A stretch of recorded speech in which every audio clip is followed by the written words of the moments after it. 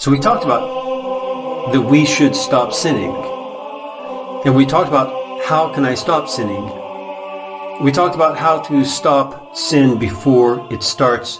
We talked about how to stop a sin that we are doing all the time and how to stop sin altogether. But we haven't talked about how to stop sin when you're in the middle of a sin. We're going to talk about that today.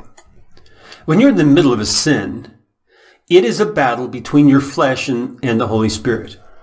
Now, if you have the Holy Spirit, then the Holy Spirit will be prompting you in some way. Even your conscience will be prompting you in some way. You'll remember something that's pure, something that's lovely, beautiful, admirable. The things that Paul talks about in Philippians 4.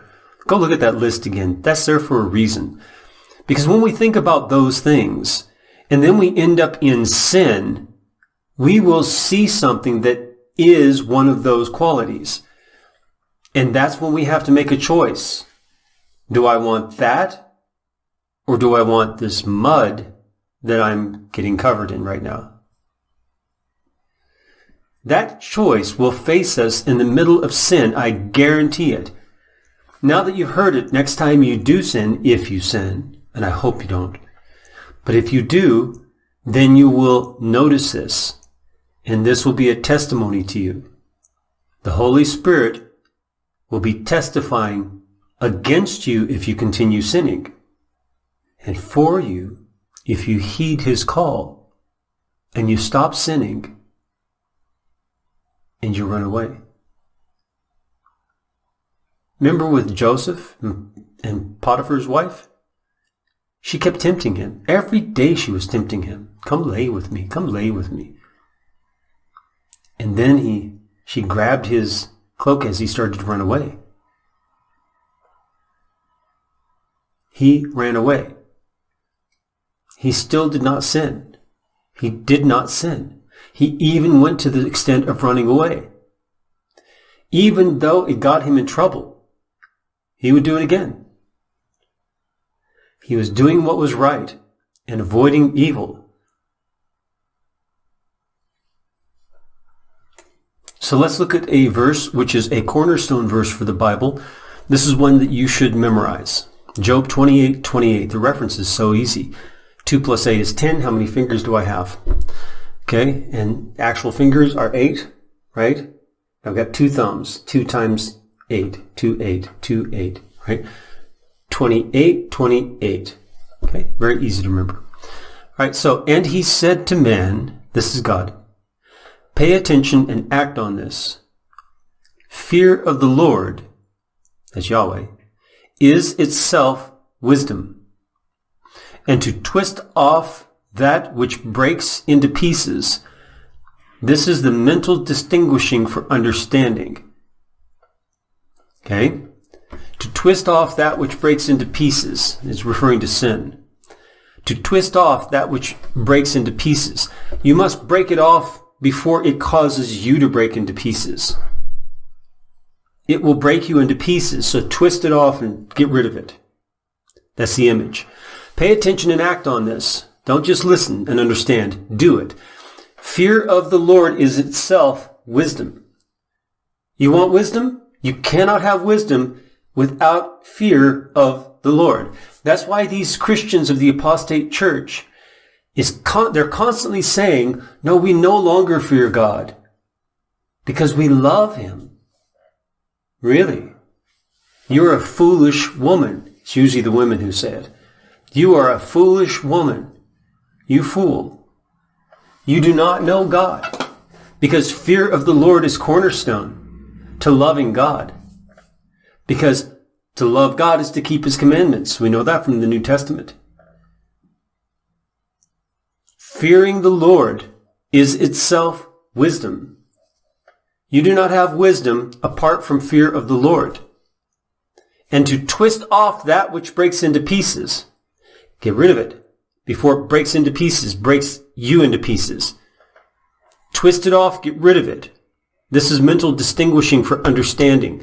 That means identifying what is of that nature and getting rid of it in your life.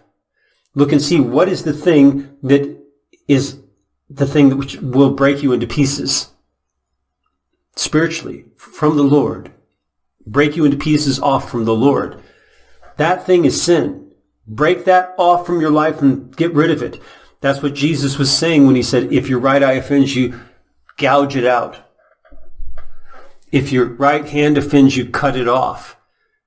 It's better to enter heaven with one hand than to be cast into hell with your whole body, with both hands.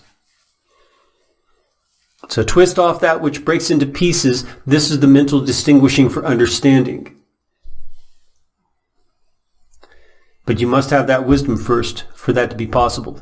That's why they're put together like that. What does this mean? You can see here, God cares about man, or he would not speak to him. God is calling man's attention to examine something and then to act on it. We should not look for wisdom elsewhere. Fear of the Lord is wisdom. Anything that breaks to pieces that which is good, this should be treated with special attention. We must twist this thing off of us to get rid of it. It has taken hold of us and is not just lifted off or brushed off easily. If you think that you can just brush sin off or temptation off easily, then you are being deceived. Because it says twist off. As long as this that breaks into pieces is with us, we cannot have clear distinguishing in our minds. As long as this sin that threatens to break anything good in our life to pieces is with us, we don't have clarity of mind. We cannot properly distinguish things according to how God does. Things are confused and cloudy. It is hard to tell the difference between things, especially good and evil. For us, it's very hard to tell what is good and what is evil when we have this evil in our lives that threatens to destroy, break to pieces anything good that comes into our lives. Number 7, true understanding requires this ability to distinguish between things. That's true understanding. Organizing tasks is a clear example of a use of it. When this thing that breaks into pieces has hold of us, we cannot clearly distinguish and apply understanding. So I hope that helps a bit. When you're in the middle of it, you have to turn your heart. You have to change your heart. You have to stop valuing the thing that you're going to be doing or in the middle of doing. It's about value. You have to say, if it's pornography, it's pornography, right? And you look at it and you say, what do I have from this? Except trouble. What kind of things does this do to my body, to my mind? What does it do to me? Physically, what does it do? Mentally, what does it do? What value do I have from it? What positive value? It only robs me. It only steals from me. It only destroys me. And we know who came to steal, kill, and destroy. The devil. You know who this is behind this act that is threatening to kill, steal, and destroy from you. So, you make a choice. You want this destruction? You want this robbery from you? You want this pain that leads you closer to death? A breaking of your body? A destruction of your reproductive organs?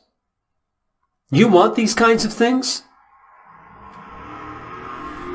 There's the devil. Just in time. How did he know? His ears must have been burning because we were talking about him. So here's the thing. You have to make a choice. Do I choose life or do I choose death?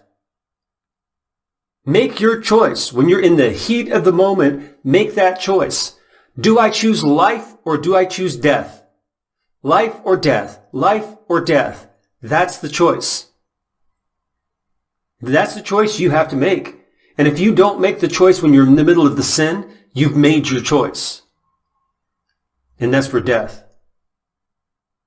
Sin leads to death. The wages of sin is death. We know that. So stop it. I hope you hear my voice telling you this next time you're sinning. Choose life or death. If you don't choose, you've chosen death.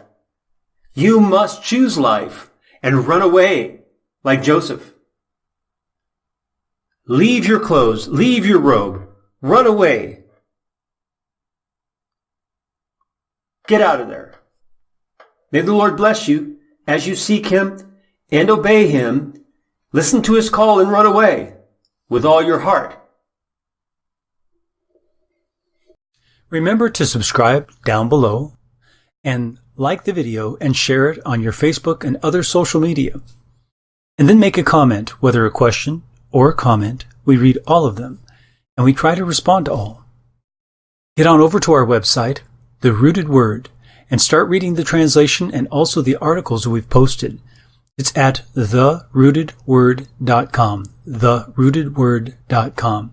And may the Lord bless you as you seek Him with all your heart.